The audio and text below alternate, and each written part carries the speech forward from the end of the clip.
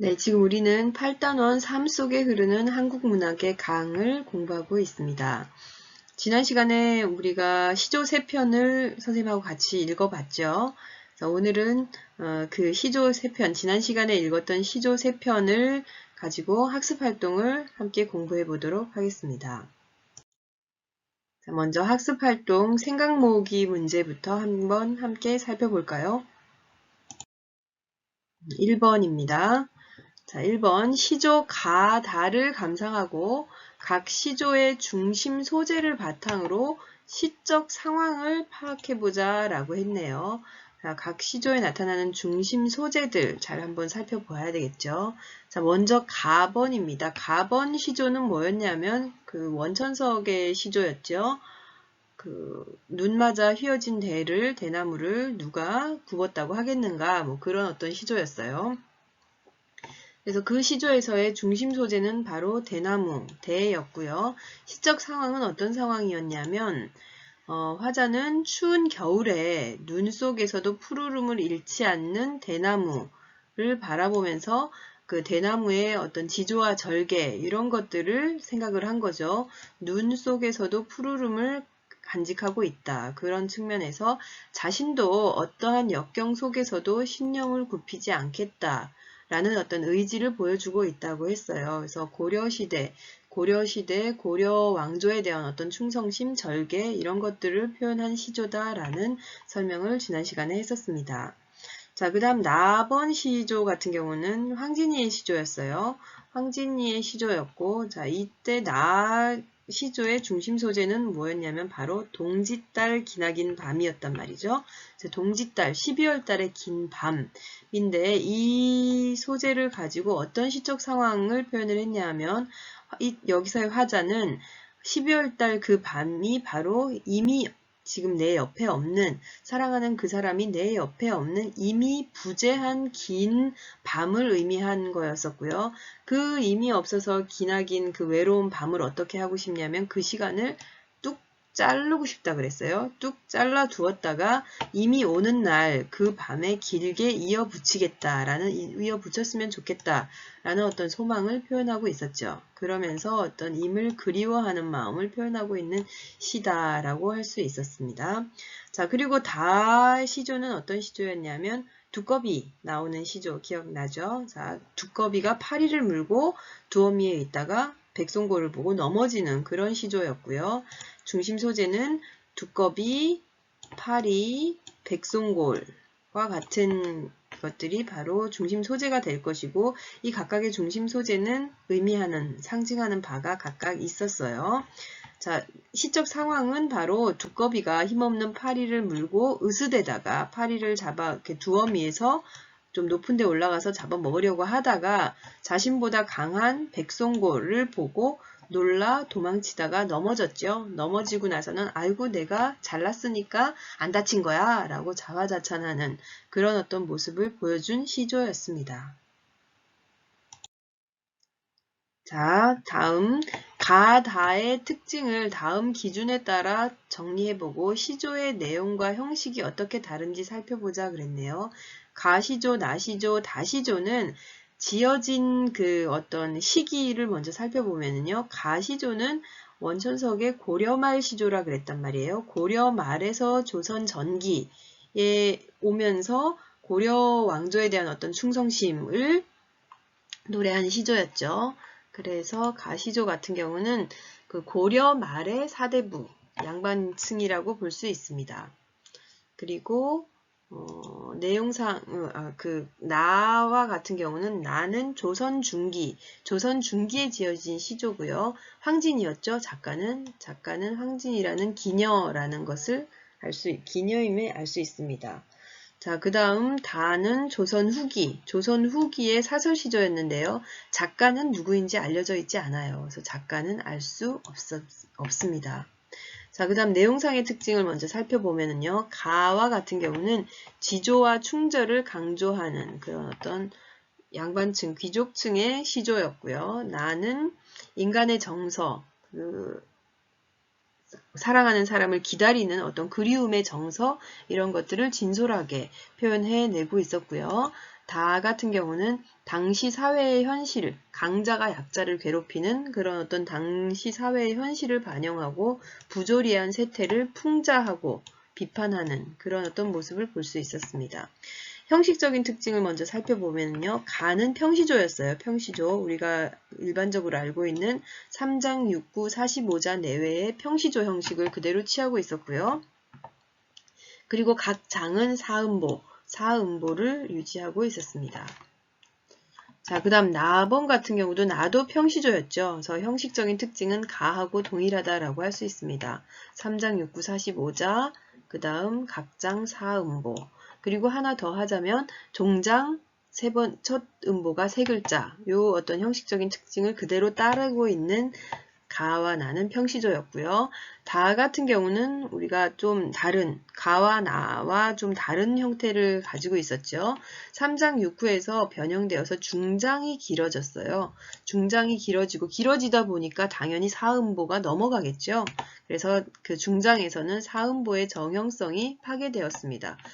그래서 시조가 길어졌다라고 할 수 있죠. 그래서 시조가 길어졌다. 시조의 장형화가 이루어졌다. 이렇게 볼 수 있습니다.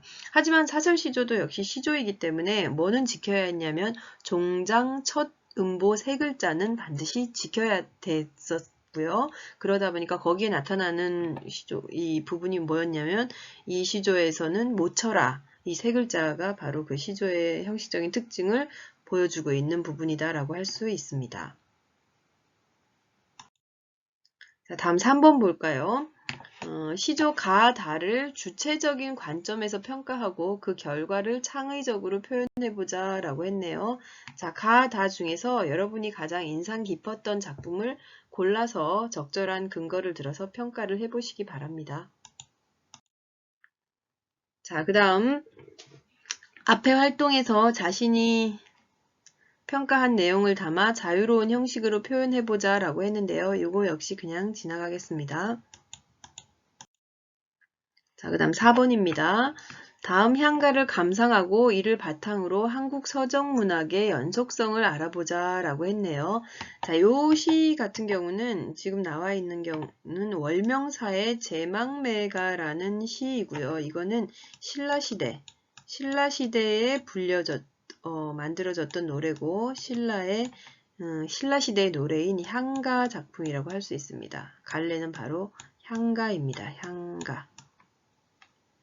신라의 향가 중요하죠. 신라시대의 대표적인 서정 갈래는 향가였고요. 고려시대는 고려가요. 조선시대로 넘어오면서 시조가 우리 대표적인 그 각 시대별로 대표적이라고 할 수 있는 서정 갈래, 그 시가 갈래라고 할 수 있습니다. 그래서 기억은 해둬야 되고요. 월명사의 제망내가라는 그 향가 시를 한번 읽어보도록 하겠습니다.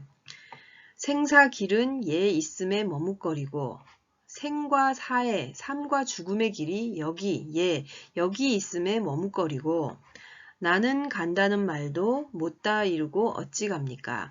나는 간다는 말도 못다 하고 어찌 갑니까? 이런 의미죠. 그러니까 누군가가 가버린 거죠.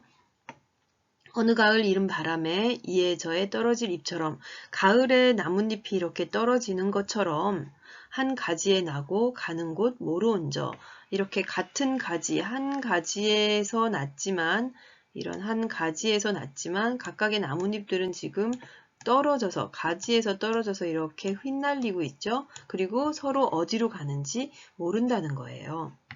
아, 미타찰에서 만날 나 돛 닦아 기다리겠노라. 자, 여기 라는 감탄사 보이시죠? 이게 바로 그 향가의 낙구의 감탄사 형식이 지켜진 그런 부분이라고 보면 되고요. 미타찰은 바로 극락, 천국이라고 할 수 있습니다. 그래서 천국, 극락에서 만날라. 아, 지금 그러니까 누군가와 헤어진 게 그 누군가가 죽은 거예요. 왜냐하면 삶과 죽음의 길이라고 처음부터 얘기를 했었죠. 만날 나는 돛닦아 기다리겠노라. 즉 미타찰은 불교 용어죠. 불교의 극락이라는 의미고, 그러니까 이 시조를 쓴 이 한가의 어떤 작가 또는 화자는 불교를 어떤 수행하는 사람이라고 볼 수 있고요. 그러다 보니까 불교의 도를 닦으면서 그 종교에서 그 수행하면서 그 만날 날을 기다리겠다. 천국에서 극락에서 만날 날을 기다리겠다라고 하면서 이제 시를 마무리하고 있습니다. 즉 지금 보니까 어떤 삶과 죽음의 갈림길에 있어서 사랑하는 누군가가 내가 아끼는 사람이 저 세상으로 간 거죠. 그런데 보니까 한 가지에 낳다라고 하는 거 보니까 아마 한 부모에서 태어난 그런 어떤 형제 자매가 아니겠느냐라고 볼 수 있는 거죠. 그래서 그 어떤 이 시조는 사실은 나의 여동생의 죽음 앞에서 쓴 월명사라는 승려, 스님이 쓴 시조 향가입니다. 그래서 그런 어떤 내용들을 살펴볼 수 있고요. 이 시조 같은 경우는 세 부분으로 나눌 수가 있어요. 여기 못다 이루고 어디 갑니까? 까지, 그리고 어느 가을에 이른 바람에부터 가는 곳 모르온저, 이렇게 나눌 수 있고, 미타찰에서 만나다 돛닦아 기다리겠노라, 이렇게 세 부분으로 의미상으로도 형식상으로도 나눠볼 수 있다라는 특징이 있습니다. 자, 이 제망매가 다시 그 시를 잠깐 설명을 해보면은요. 그럼 방금 얘기했듯이 갈래는 향가입니다. 향가. 이 향가인데 19채라고 하는 건 뭐냐면은요. 10줄로 된 향가예요. 지금 앞에 잠깐 다시 돌아가서 보면은 알겠지만 10줄로 되어 있거든요. 19채 향가입니다. 19채 향가 다른 이름이 바로 산회가예요. 그래서 같은 의미로 보면 되고, 성격은 추모적이라고 하는 게 이게 누이 동생의 죽음 앞에서 지은 시라 그랬잖아요. 그래서 추모적이고요. 그 다음 애상적, 누이 동생의 죽음이 슬픈 마음을 표현한 거죠. 애상적이고요. 불교적인 성격을 가지고 있습니다. 그래서 종교적이고요. 중심 소재는 여동생 누이의 죽음이고, 주제는 죽은 누이의 명복을 빌면서 부른 노래다라고 할 수 있습니다. 이 어떤 시의 특징은 누이 동생이 요절 일찍 죽은 것에 대한 슬픔과 허무함을 감각적으로 형상화하고 있다라고 할 수 있고요. 누이의 죽음이라는 상황을 통해서 삶과 죽음에 대한 인식을 드러내고 있죠. 그것을 종교적으로 승화하고 있죠. 그래, 너 천국 가서 극락 가서 기다려라. 내가 열심히 불교를 수행을 해서 나도 그쪽으로 가겠다. 그때까지 잘 지내라. 뭐 그런 어떤 추모의 의미를 담고 있다고 볼 수 있습니다. 자, 그러면 4번 문제 풀어볼까요? 보기를 참고하여 위 한가의 내용을 정리해보고 낙구의 감탄사를 찾아서 그 역할을 말해보자 라고 했네요. 자, 19채 한가는 시상 전개에 따라 세 부분으로 구분된다. 아까 선생님이 방금 설명을 했죠. 자, 제1장 1행부터 4행, 1구에서부터 4구까지 시상을 일으키고, 그 다음에 제2장 5구부터 8구에서 이를 이어받아 시상을 전개한 후 제3장 9에서 19에서 시상을 마무리한다 해서 지금 3단 구성이라고 볼 수 있다는 거죠. 세 부분으로 나눠서 3단 구성을 취한다. 자, 특히 3장 이 세 번째에는 제일 첫 부분이 감탄사, 낙구, 이 3장을 낙구라고 하는데 맨 마지막 구라고 해서 낙구의 첫머리에는 뭐가 붙는 것이 특징이냐면 감탄사가 붙는 것이 특징이다. 19채 향가의 형식적인 특징이라고 할 수 있습니다. 자, 그래서 1구부터 4구까지는 죽은 누이의 죽음을 괴로워하는 부분이고요. 그리고 5구에서부터 8구까지는 누이에 대한 안타까움과 삶의 무상함에 대해서 고뇌하고 고민하는 그런 모습이고요. 그리고 9에서 19 마지막 낙구는 이승에서의 슬픔을 종교적 믿음으로 극복하고 승화하고 있다라고 할 수 있습니다. 자, 이때 그 낙구 9에서 19에 있는 낙구의 감탄사는 바로 라는 건데요. 그 감탄사의 그 역할이나 의미는 아는 누이의 죽음에 대한 화자의 슬픔을 표현하고 있고요. 그 다음에 삶의 고뇌가 종교적 믿음을 통해서 극복되는 부분으로 시상 전환의 역할을 하고 있다라고 할 수 있습니다. 자, 다음 앞서 살펴본 시조를 고려할 때 시조가 19채 향가의 형식적 전통을 이어받았다고 할 수 있는지 토의해보자 라고 했어요. 지금 19채 향가가 세 부분으로 이루어져 있다고 했잖아요. 근데 시조도 3장으로 이루어지고 있죠. 공통점이 있는 거죠. 그리고 19채 향가 낙구의 어떤 감탄사, 시조에서도 종장 첫 번째 삼음절이 대부분 감탄사로 나타나는 경우가 많거든요. 그래서 그런 부분의 어떤 공통점에서 그 전통을 이어받았다라고 볼 수 있는 거죠. 다시 내용을 보면 19채 향가가 시상 전개에 따라서 사구, 2구의 3단으로 구성되어 있듯이 시조 역시 초장, 중장, 종장의 3장으로 구성되어서 이루어져 있고요. 또한 시상을 집약하거나 전환하여 서정적 완결성을 갖추게 하는 향가의 낙구 첫머리에 나타나는 감탄사의 기능이 시조 종장의 첫 음보와 굉장히 유사하다. 그래서 따라서 19채 향가의 구성 방식이나 낙구의 형식이 시조에 계승되었다라고 생각할 수 있다는 거죠. 꼭 그렇다라는 건 아니고 그럴 수 있다, 그렇게 볼 수 있다라고 이제 여러분들은 정리를 해두시면 되겠습니다. 자, 다음 학습활동 생각 펼치기 부분을 한번 볼까요? 여기 보면은 흥부전이라는 고전 소설이 하나 삽입이 되어 있는데요. 그러니까 흥부전이라는 고전 소설을 먼저 특징을 살펴보고 문제를 풀어보도록 하겠습니다. 자, 흥부전은 고전 소설이에요. 고전 소설, 옛날부터 전해 내려오는 소설이고요. 그 다음에 흥부가가 있죠. 흥부가라는 판소리가 있어요. 그래서 판소리에서 만들어진 소설이다라고 해서 판소리계 소설이라고도 합니다. 재미있게, 코믹하게, 웃기게 표현되어 있어요. 해학적이고요. 그러면서도 당시 사회의 모습을 비판적으로 보여주고 있죠. 풍자적인 성격을 가지고 있습니다.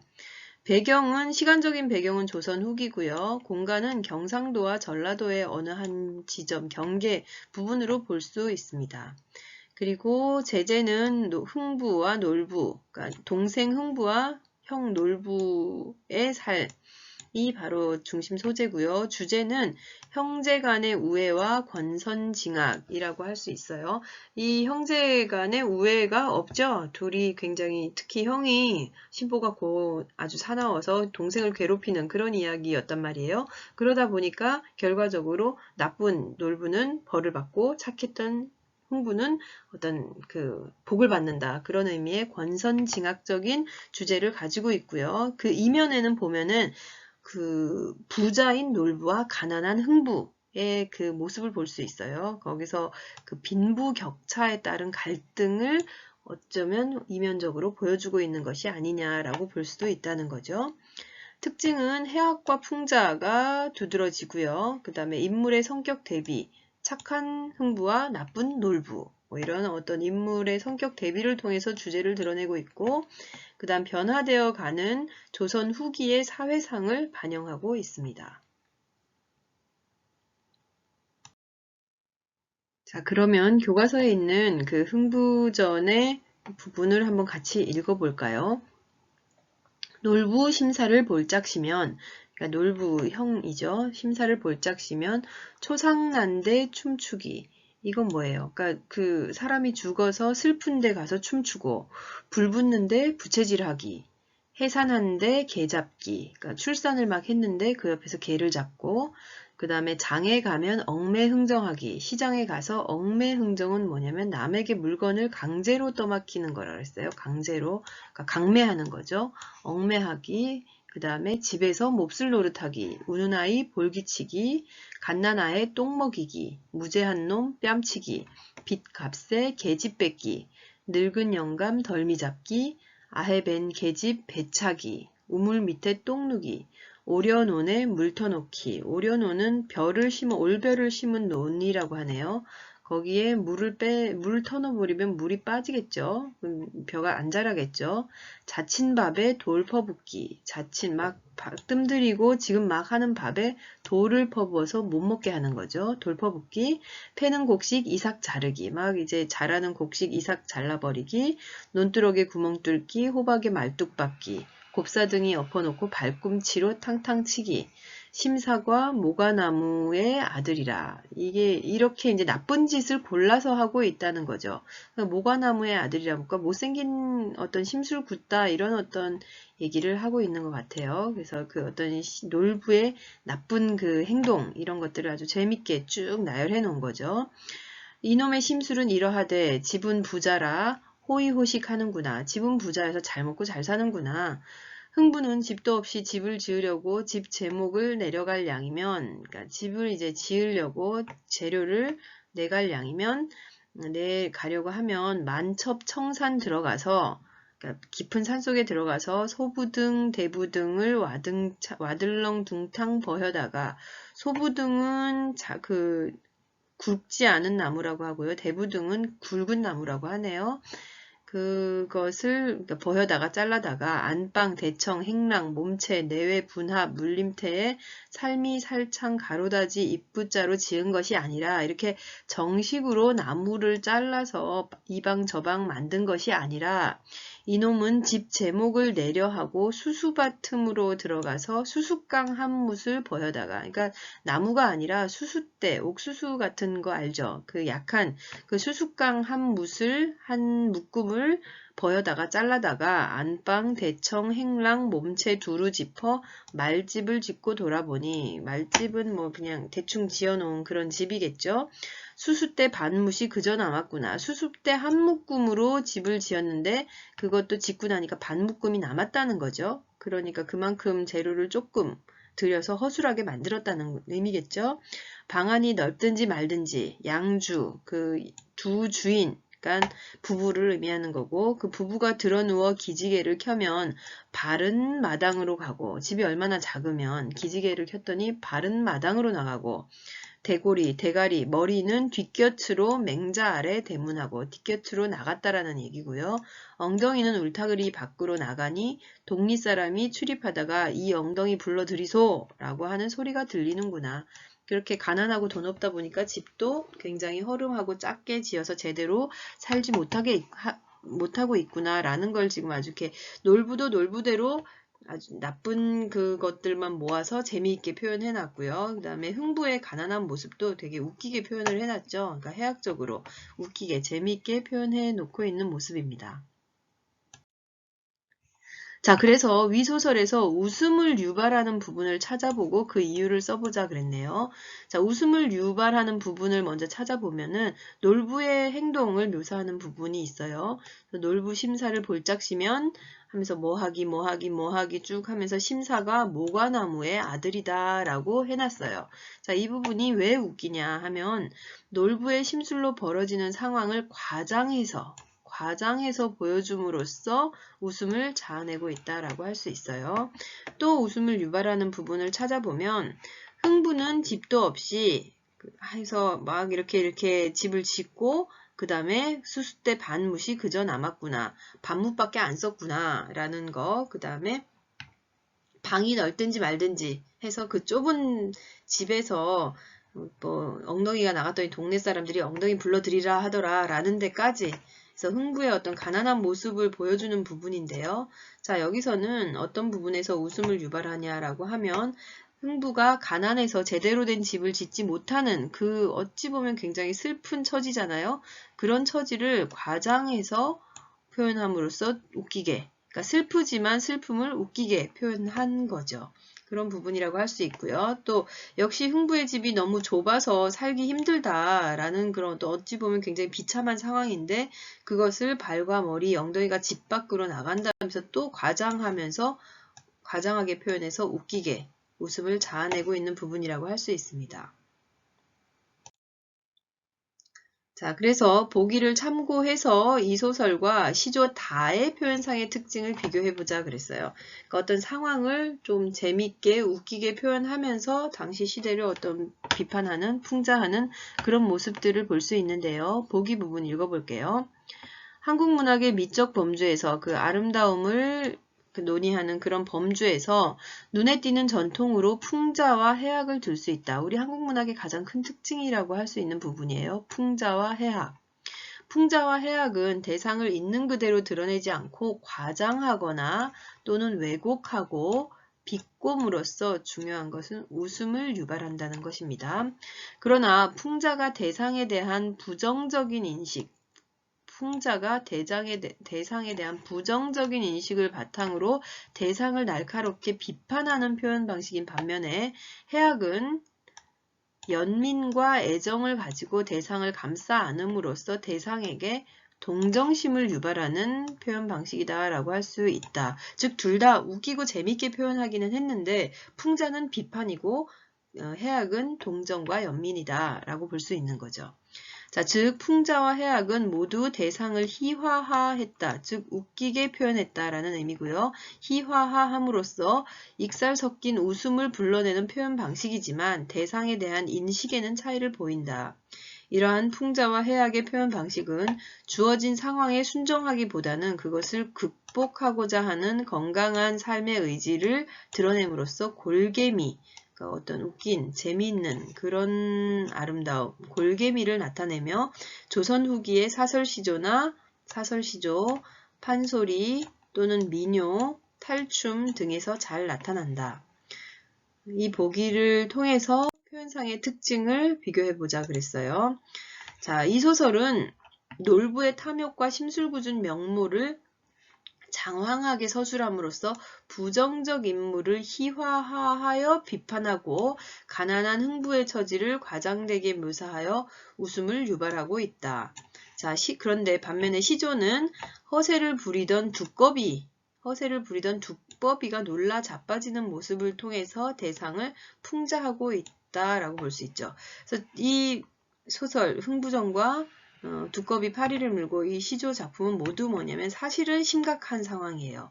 굉장히 심각하거나 비극적인 상황임에도 불구하고 그것을 그냥 웃기게 재밌게 표현하면서 비판하고 있다라는 거죠. 그것을 건강한 웃음으로 희화화해서 하는 표현 방식을 사용하고 있다. 특히 어떤 풍자적인 표현 방식 이런 부분들을 찾을 수 있겠죠.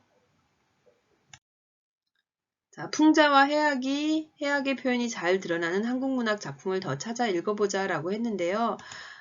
이것은 그냥 참고로 알아두세요. 조선시대 사설시조라든지 판소리라든지 민요라든지 탈춤 이런 것들에 주로 풍자와 해학이 드러나고요. 현대문학에서는 김유정의 봄봄이라든지 만무방, 채만식의 태평천하와 같은 소설에서도 풍자와 해학의 표현 방식을 찾아볼 수 있습니다.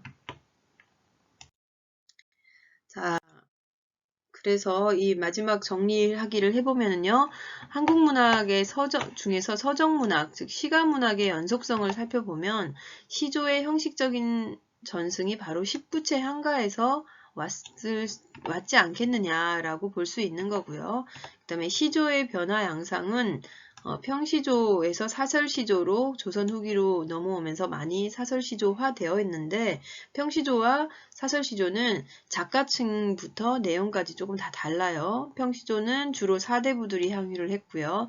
사설시조는 주로 평민층에서 향유가 되었습니다. 그리고 평시조의 내용이 뭐 충성이라든지 이런 효도라든지 이런 관념적이고 추상적인 내용이었다면 사설시조는 현실적이고 일상적인 내용이 많은 거죠. 그리고 평시조는 형식을 그대로 지키는 정형성을 중요시했다면 사설시조는 그 정형성을 이렇게 좀 벗어나서 자유롭게 조금 더 자유로워진 형식이다라고 할 수 있습니다. 자, 그 다음에 한국문학의 표현상의 특징으로 풍자와 해학, 요거는 반드시 알아두시고요. 자, 풍자와 해학은 둘 다 웃음을 유발하는 표현 방식입니다. 보면은 그 방식은 대상을 과장하거나 왜곡하고 비꼬는 그런 방식이고요. 차이점은 풍자는 대상의 부정적인 측면을 비판하고 웃기면서도 표현은 웃기지만 내용을 보면 부정적인 측면을 비판하고 해악은 대상에 대한 동정심을 불러일으킨다라고 해서 내용에서는 조금 차이가 있습니다. 조선시대에 이런 어떤 형식들에서 잘 나타나고 있고요. 그리고 작품을 평가한 결과를 창의적으로 표현하기. 여러분들이 작품을 읽었으면 보는 관점에 따라서 다양하게 해석할 수 있고 그 다음에 주체적으로 평가할 수 있겠죠. 그 평가 내용을 효과적으로 드러낼 수 있는 형식을 사용해서 창의적으로 표현할 수도 있어야 합니다. 자, 이것으로 시조 수업은 모두 마치고요. 다음 시간에는 홍계월전 그 소설로 한번 또 이렇게 소설을 같이 읽어보도록 하겠습니다. 다음 시간에 만나요. 안녕.